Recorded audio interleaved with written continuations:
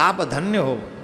भगवान की कथा सुनने में आपका कितना मन लगता है, आप कितना भगवान की कथा सुनने के लिए लालायित रहते हो, आप धन्य हो।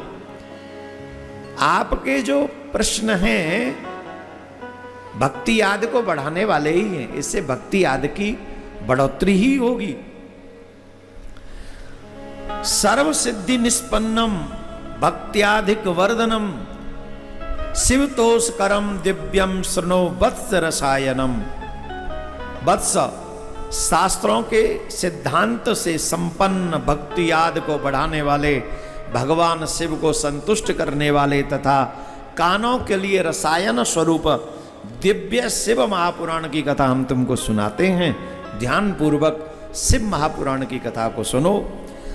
इसे सुनने से जन्मांतरे भवेत पुण्यम महादस्य सुधीमतः तस्य प्रीतिर भवेत तत्र महाभाग्यवतो मुनिः।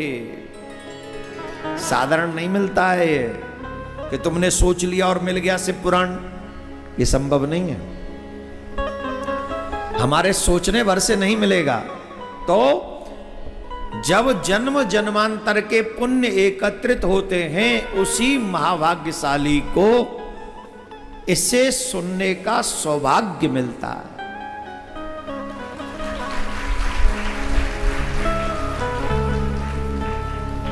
एक जन्म का नहीं,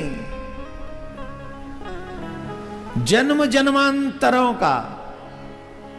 हम नहीं कह रहे हैं, जन्मांतरे भवेत पुण्यम, अनेक जन्मों के जिसके पुण्य एकत्रित हो जाते हैं, उस महान भाव के मन में शिव पुराण सुनने की इच्छा और उसे शिव पुराण सुनने का सौभाग्य मिलता है। जिस बुद्धिमान मनुष्य के पुण्य जन्मों के बड़े बड़े पुण्य एकत्रित होते हैं, उन्हें शिव पुराण के प्रति निष्ठा उत्पन्न होती है।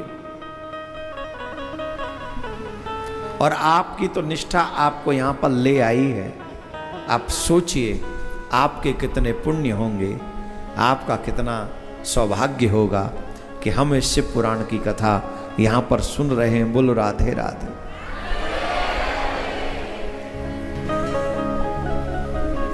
दो श्लोक और बोलेंगे विशेष बातों में, उसको सुन लीजिए और उससे अपने भाग्य की सराहना कीजिए कि आपको क्या मिल रहा है। दो श्लोक सिर्फ। राजसूयेन यत् पुण्यम अग्निष्टोम सतेन च तत्पुण्यम लभते शंभो कथा श्रवण मात्रतः। राजसु यज्ञ और सैकड़ों अग्निष्टक यज्ञ, इन यज्ञों को करने से जो मनुष्य को पुण्य प्राप्त होता है, वो मात्र शिव महापुराण की कथा श्रवण करने से पुण्य प्राप्त हो जाता है, मात्र श्रवण से। और ये शृण्वन्ति मुने सेव्यम पुराणम शास्त्रमुत्तमम ते मनुष्यानं मंतव्य रुद्रा एव न संशय। इस बात को तो सुनकर कोई विश्वास नहीं करेगा, पर पुराण का मानना यही है। क्या है? हे मुनि, जो मनुष्य नियम, श्रद्धा, समर्पण के साथ शिव महापुराण की कथा सुनते हैं, उसे मनुष्य कभी नहीं मानना चाहिए। जी बोले हाँ जी, उसे कभी मनुष्य नहीं मानना चाहिए। तो बोले वे साक्षात भगवान शंकर का ही स्वरूप हो जाते हैं। कौन हो जाते हैं? साक्षात जो शिव महापुराण की कथा श्रवण करता है बेटा। लेकिन शर्त है श्रद्धा, विश्वास और समर्पण। अब देखो हम लोग यहां बैठे हैं, पर श्रद्धा विश्वास कितना ये लागू होगा फिर। और आपको श्रद्धा है, विश्वास है और हम समर्पित हैं, चाहे महाराज यहाँ रात के 12 बजा दें, हम हिलने वाले नहीं हैं, एक शब्द भी शिव पुराण का छूटेगा नहीं। इतना समर्पण अगर आपका है तो ये समर्पण शिव के अलावा किसी में हो ही नहीं सकता।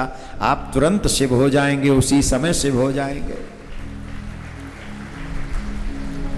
कलयुग के व्यक्ति, कलयुग के श्रोता आजकल टोना टोटका में बड़ा ध्यान रखते हैं अपना, रखते हैं कि नहीं? 4 नींबू यूं करो, क्लॉक वाइज यूं फेरो और फिर चौड़ाई पे रखाओ, क्या होगा? तुम्हारा काम बढ़ जाएगा। उसमें 4 लौंग गाड़ दो नींबू में, फिर क्या होगा? बोले तुम्हारे पेट का दर्द सही हो जाएगा। अच्छा, क्योला लो, क्योला 5 क्योला लो, 5 क्योला और 5 क्योला लेके क्लॉक वाइज यूं फिर करो 7 बार 21 बार। फिर इसका क्या करें? बोले इसे पीस के खा जाओ। इससे क्या होगा? बोले अंदर की कालिक समाप्त हो जाएगी। ऐसे टोना टोटका बताओ, फिर देखो कैसी पब्लिक उमड़ती है? और आज तक कालिक खत्म नहीं हुई, आज तक पेट साफ नहीं हुआ, आज तक चौराहे पे नींबू वहीं पड़े हैं, कुछ हुआ ही नहीं, ना उनका हुआ ना हमारा हुआ। बोलो ईमानदारी से, पतन और हो गया हमारा। क्यों?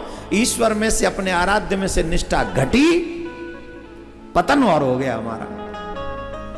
बजाय अप होने के डाउनफॉल हो गया, गिर गए। अपने आराध्य से जिस दिन निष्ठा आपकी कम हो जाए, समझना आपका पतन शुरू हो गया। और वही पतन हमें कौन करा रहा है? बोले हमारा लोभ, हमारा लालच। शायद इस टोना से कुछ हो जाए, शायद इस टोटका से कुछ हो जाए, शायद ये करने से कुछ नहीं होगा। अरे जो करवा रहे हैं तुम पे, जो टोना टोटका जादू करवा रहे हैं, उनका कुछ नहीं हो रहा, तुम्हारा क्या होगा?